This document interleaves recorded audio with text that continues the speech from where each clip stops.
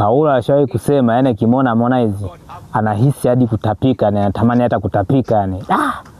Sasa mama yake ndio alishavishwa pete. Sasa atafanyaje sasa hivi? Yani Paula atamwangaliaje Harmonize? Mama yake shavishwa pete. Yeye alisema yani akimwona Harmonize anatamani hata kutapika. Aisee. Ogopa sana mitandao. Yani kwenye maisha ogopa sana mitandao. Shenzi kabisa kila kandilo kubwa. Hebu msikilizeni hapa. Na ndio maana mtu kama Harmonize alithubutu kunitongoza ingawa alikuwa boyfriend wa mama yangu. I hate him. Kwanza najutia hata kwenda. Ningejua ningefuata hisia zangu.